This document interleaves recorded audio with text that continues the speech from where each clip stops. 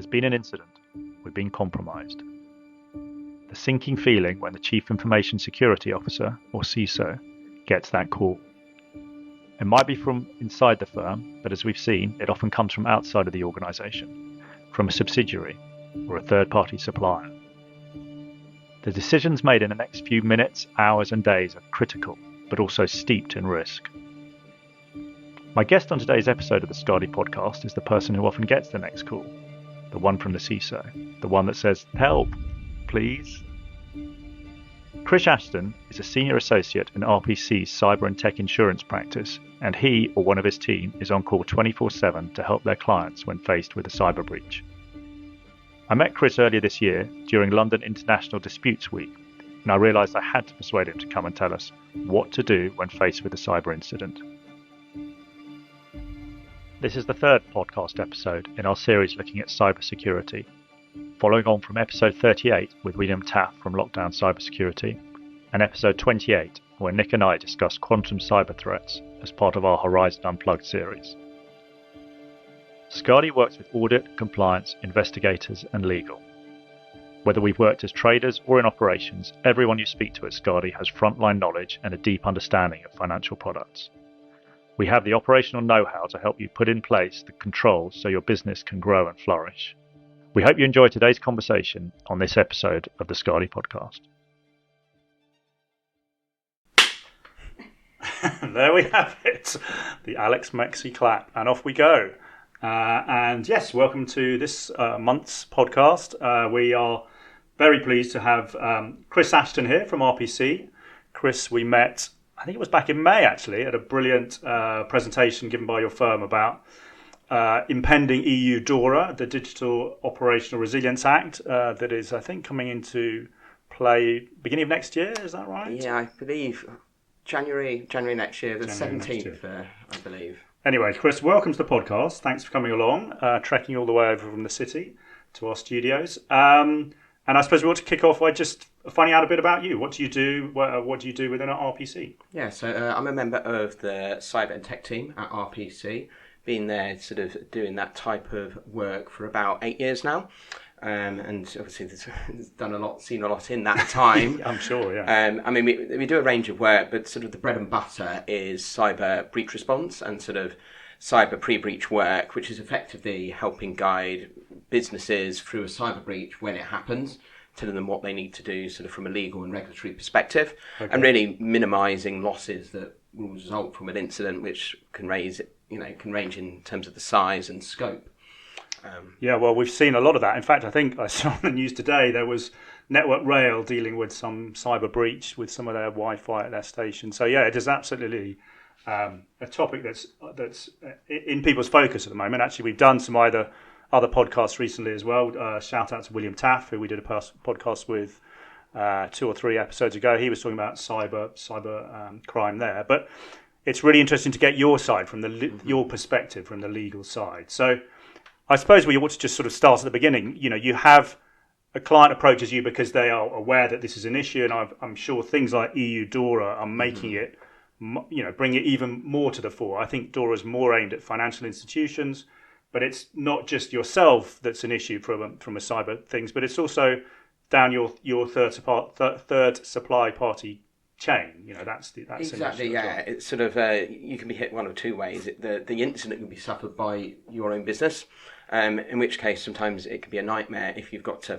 notify a load of other sort of businesses and potentially individuals as well. So that can be a huge headache, but it can be just as much of a headache if somebody in your supply chain gets hit with a breach, particularly if it means that results in a downtime to your systems and your data, because that is in effect sort of a breach of the availability of your data itself. So I think those are the sorts of incidents we're seeing a lot of at the moment. Because there was that. I think it was Ion. Was it? Was it probably last year or maybe the year before? It was a Lockbit ransomware attack, but that caused havoc with the settlement systems of all the banks. I think a lot of futures were settled using their systems, and sort of as backup, people were running around the city with sort of stick drives trying to help get all this stuff settled. So that's not necessarily the bank's issue, but the cyber attack wasn't the bank's issue, but it happened down their supply chain, and it became a very very exactly. big issue. And I think incidents such as that one, it really does raise awareness. And I think a lot of businesses, particularly banks and financial organisations at the moment, they're looking very closely at those supply chains, thinking, actually, who do we rely on? And in the event of them having a breach, what are we going to be able to do about it? Do we have backup plans in place? And a lot of businesses are really given serious thought to putting in place incident response plans, working out their supply chains, working out both, where the risks lie for them in terms of other businesses getting breached, but also if you get breached, trying to map out, well, in the event of us getting breached, who do we need to tell? Yeah. Who do we need to tell sort of contractually, sort of logistically, because it will result in a downtime to them or an impact to their business. And the more that you can think about this before the event, the much less of a headache you'll have once you finally get hit with the incident. Absolutely, I'm sure.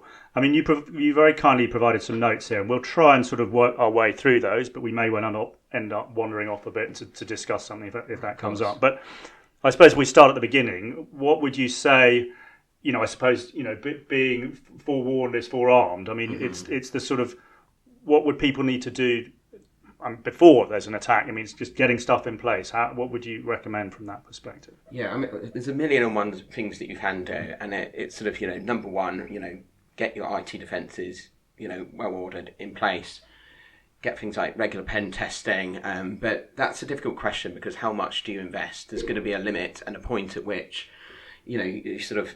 there's sort of a diminishing returns. You can build a huge fortress, but there's always going to be some little chink in the armour, some way for somebody to get in. Yeah. So I think you've got to be ready and just expect there is going to be a breach that will hit us at some point. What you can do, though, is you can do various things to be ready for it. And one of those is sort of making sure that you've got an incident response plan in place. Right. Which will both involve sort of a system of detecting when there's an incident and having suitable escalations within the business. So it might be that, there's something that appears to be an IT issue. At what point do you realise it's a cyber incident?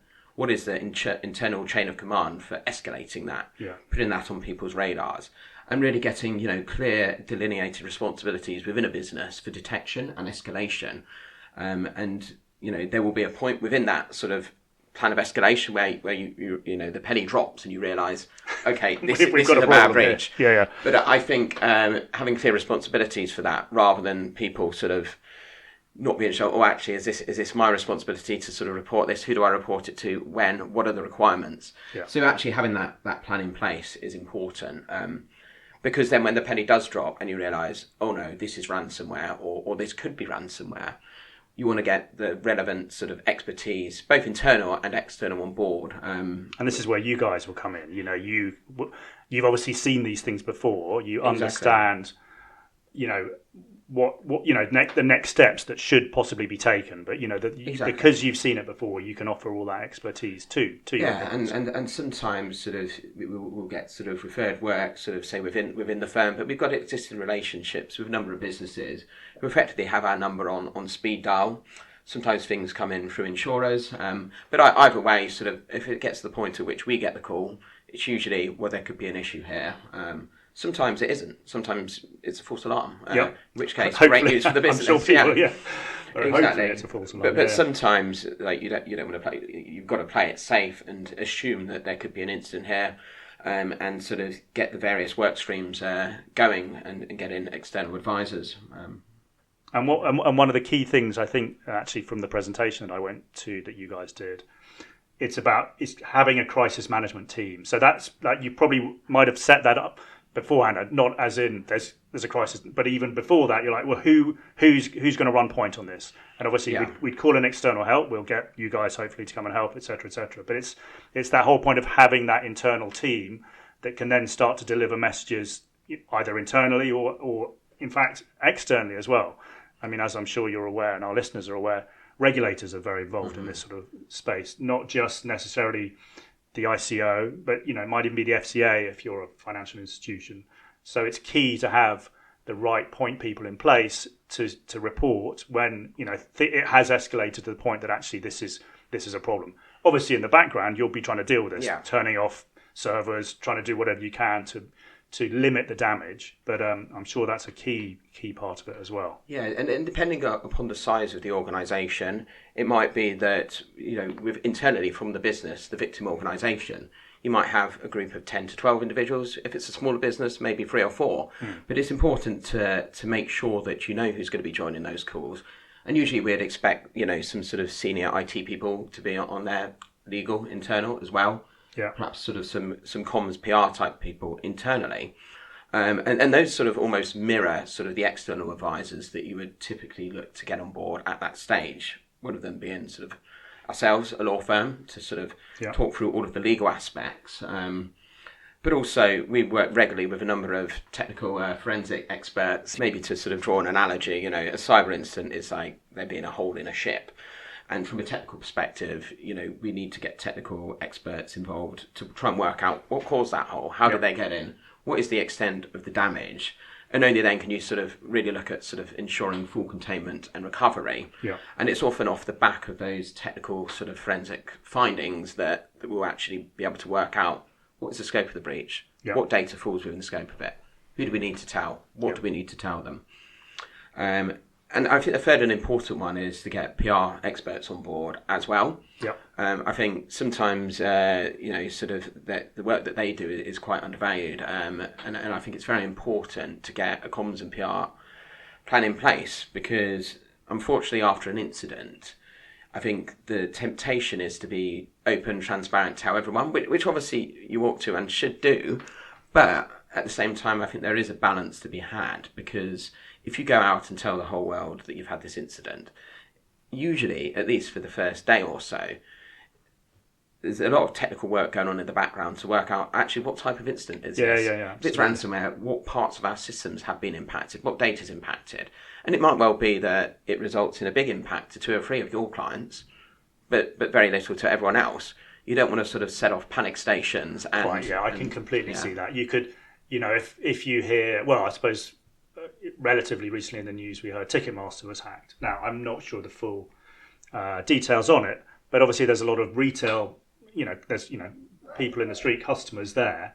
Mm-hmm. And if you hear they've been hacked, you're like, well, they've got my credit card details. But, you don't know how, deep, in inverted commas, that hack has gone. So maybe they've just got username and password. Maybe they've just got a list of usernames, and actually that's kind of annoying, but it's not... it's not like a proper crisis. So absolutely, exactly. I'm sure there are levels of it, and having PR involved from an early stage, I'm sure is of use within that. Definitely. And also by having them involved, sort of helping control the messaging, who do you tell, what do you tell them, and at what point, it sort of allows the business to really focus on, sort of the nuts and bolts of actually getting on top of this from a technical perspective, working out internally as a business, how are we going to address this, how are we going to minimise the immediate impact of it and keep the business running, particularly if it's a large, impactful incident like, say, a ransomware incident. Yeah.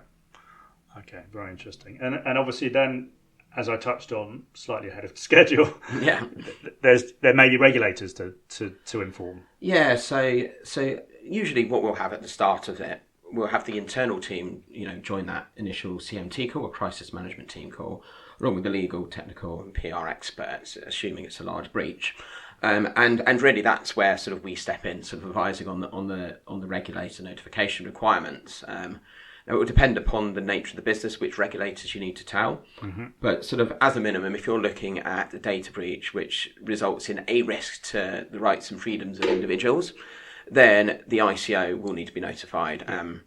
And there's there is a strict 72-hour requirement. I was about to say, is there a time? There is 72 hours. And that's triggered by sort of the point at which sort of senior management of the business have knowledge of it. Right. So quite often it might take a while to arrange this CMT call. So that 72 hours will tick away quite quickly.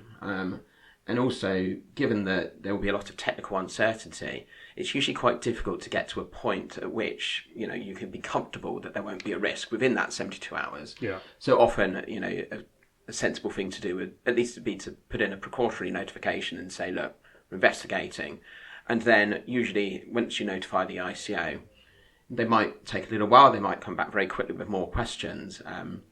But getting something in within that 72-hour time frame is usually advisable. Yes, no, I completely get that. Yeah, and obviously for a lot of sort of your sort of clients that you work with, financial organisations, they'll be regulated by the FCA. Yeah. Slightly different requirements for the FCA, but sort of usually, if we're advising that the ICO is notified, then generally the FCA would expect to be notified as well. Yeah. But they don't have. Do they have a strict time frame, or is the time frame just relating to the ICO? So it's not a strict 72-hour one, but it is something that should be notified urgently. Right. What we generally tend to do, our approach would be to notify both regulators and try and update them at the same time. Yeah.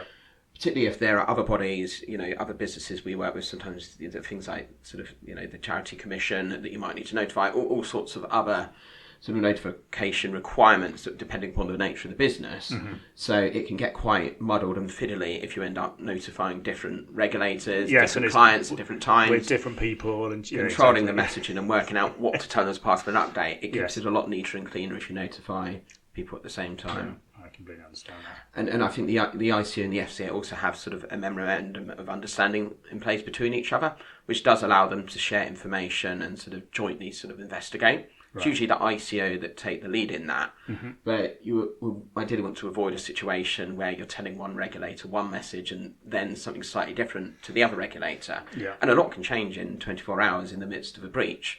So if you tell one regulator 24 hours before another, the messaging about what's happened could be quite different. Yeah, I completely, I can get that. And obviously, while this is all going on, you're scrabbling around in the background trying to sort out what's going on. And so you're trying to really manage the impact of the incident, at the time. Exactly, and that's a key and important thing. Whilst it's important to notify the regulators, the most important thing usually in the immediate aftermath of, say, ransomware is actually what is the impact of this on the business? What systems are down? What sort of business interruption losses are taking place? If it's the case, let's say there's a bank and you can't trade, and that for every hour that systems remain down, you're losing X amount of million. That's a big problem. Yeah. So, I mean, this goes back to actually having mitigation plans in place, fallback plans as part of your incident response plan. But sometimes, those are not foolproof. And one of the things that we do and work very closely with our clients is we need to work out actually what's going on here. Mm-hmm. What can we do to sort of plug this hole and get the business back up and running? And it can be a difficult balancing act, because on one hand, it might be from a technical perspective, we could try and stand these systems back up. Yeah. But it might be due to the nature of the malware, they might just fall back down again. So there is a balance to be had between getting back up and running quickly to stop the immediate business losses, but also doing so in a safe way. Scorched earth, kind of let's just turn everything off, and then you'll suddenly find that you can't get back online for 3 days or something, which when every minute counts is kind of a problem. And it's about taking a proportionate approach, and that's why you get this CMT sort of group in place, both internally within the business and with the external advisors. And then together you work out a plan, guided by the business, but also, using and utilising the expertise externally to work out what is the best way forward, the best way to get through this. And it can be quite a very difficult and complicated equation, because not only are you thinking about what's the immediate impact to us operating our business, but it might well be that, in supply chains and incidents where it might in turn impact a number of your clients. You'll have them breathing down your neck, and you're wanting to control the messaging and help minimise their losses as well, because ultimately you're always going to be worried if your breach is resulting in losses to your business's clients or other individuals or third parties. They might well want to come after you for those losses afterwards, and you want to have that in back of mind as well, and try and minimise their losses too. Yes, brilliant. And you've written data exfiltration down here. Yes. Nice, complicated word. Can you explain what that is and why that could be an issue for people? Yeah, so this is something that's been sort of exponentially becoming more and more of an issue. So we're looking back to when I sort of started in this line of work. Ransomware in its traditional sense, and just to explain ransomware, it's effectively a type of malware that usually now it encrypts systems, and traditionally that would involve all of the data on the impacted systems being encrypted, and then the malicious threat actor responsible for the incident would write to you, leave a nasty note and say, we've locked all your files, pay X amount of Bitcoin, and we'll unlock them, and we'll give you the key to unlock. And then a few years ago, we ended up with what we call dual extortion, whereby before encrypting the data, they would actually exfiltrate or extract or copy that data or download it. Yeah. And then they would then say, well, even if you might have backups, so you don't need the decryption key, if you don't pay the ransom, we're going to leak all of that data. Right. Now that is a big worry for businesses, and because it could be data relating to individuals, and it could be huge amounts of credit card numbers, along with names and information that could potentially be used to sort of go after, commit identity theft, fraud against individuals. But it's often wider than that, particularly when we see organisations and businesses have wide amounts of systems impacted. There could be important IP, trade data within there. So it gives them a lot of leverage if they've exfiltrated a lot of data. It's a big concern for businesses, and that's one of the things that the technical experts will look to investigate. Often these malicious parties will allege to have exfiltrated a lot of data. Mm-hmm. But the assumption is, I would assume quite a lot of this data may well have been encrypted anyway, so which I suppose then points to something we have talked about in the past with sort of quantum computing, whereby people look to sort of harvest now to decrypt later. So they might say to you, we've got this data, knowing full well there's probably not that much they can do with it at the moment, but obviously there still is a threat, because in X number of years, that encryption that they're using could well be broken very easily. So exactly. Yeah. It is a worry.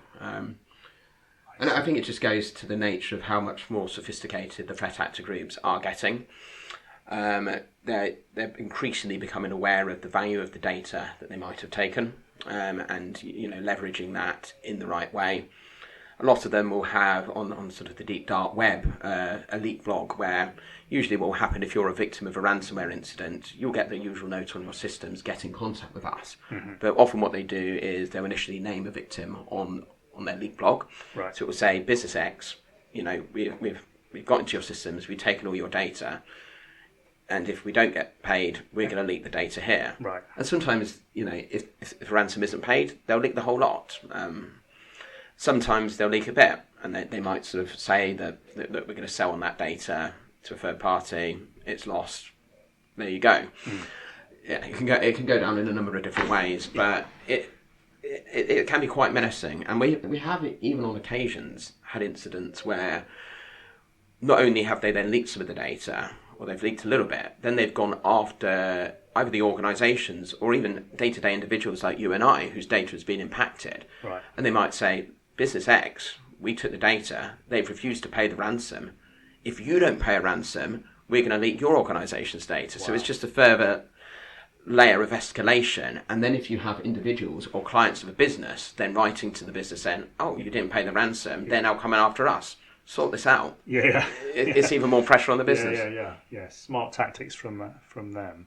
And do you have any, idea, or you may not even be able to say, what sort of percentage of ransomware would get paid? I mean, is it quite often that you would, not necessarily you advise that, but that people will actually end up paying and then hopefully get the key and be able to move on? It's difficult to sort of put out numbers out there. Sort of, you'll often see, if you scroll LinkedIn for long enough, read enough articles about cyber, a lot of people report on different bases. And I think I read an article earlier today saying that over 1 in 2 businesses pay a ransom. Right. I would say it's probably a bit less than that. Yeah. And you've really got to look at what are the underlying reasons to pay the ransom. And typically, the occasions in which businesses are more likely to pay it is if there is no viable backup of the data and there's no other means of perhaps reconstituting that data or getting it from other sources, and that data of itself holds a huge value. So let's say you've got a business that is effectively all about the data that they hold. The business is the data. Yep. Let's say the business is worth tens of millions of pounds, and the business is effectively gone. Yep. If you don't pay the ransom, get the data back. It's sort of a last roll of the dice. But if the ransom demand is then 1 million or 500,000, in that occasion, it's a no-brainer. We either lose the business or we pay that amount. Very annoying. Yeah. But that would be one sort of reason why you might and probably the primary reason why you'd want to do it. Yeah. The second is that due to ongoing business impact, like if actually by paying the ransom, getting all of your data unlocked would mean that actually you can get your business back up and running in 3 or 4 days rather than 3 or 4 weeks. And you work out, the ongoing losses per day to the business, let's say a couple of million per day. And then again, let's say the ransom demand is $1 million. Suddenly you realise actually it sort of makes commercial sense, at least. I mean, that there are a number of sort of legal risks to paying the ransom, potential reputational risks, as you'd imagine. But I mean, those are a couple of examples of why a business might want to do it. And quite often it is just sort of a commercial decision based upon what is the amount that we've been asked to pay and what would be the benefit that we would get of paying it. Brilliant. Okay. Well, that's been fascinating. You've covered a lot of stuff there.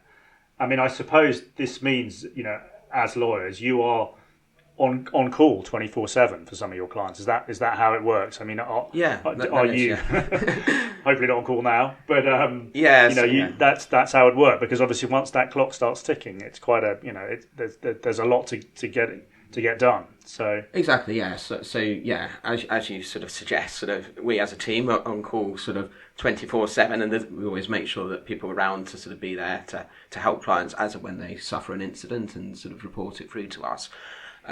Luckily, our team's large enough so that we could have various breaches going on all at the same time, and sort of as one of your breaches starts to sort of die down once the dust settles, then sort of internally within the team, it's like, okay, sort of you've got a bit more capacity to help out with the next one. But yeah, sort of things like evenings, weekends, and stuff like that. There's always somebody who's told, make sure that you've got your phone, not on silent tonight.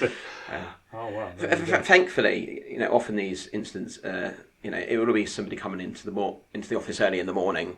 Typically, like ransomware, they tend to like to encrypt systems sort of between midnight and 2 a.m. when people aren't looking. Yeah. Because then it can do its thing, do all the damage, and then you wake up and see the damage. So typically, and sort of thankfully for me, sort of that phone usually rings at 8, 9 in the morning rather than 2, 3 in the morning. But there have been occasions. But truth be told, it's better to know earlier rather than later, because you can get on top of things a lot quicker. The sooner a business escalates it and gets the help, then the easier it is to mitigate against any ongoing damages that are being caused by the incident. Brilliant.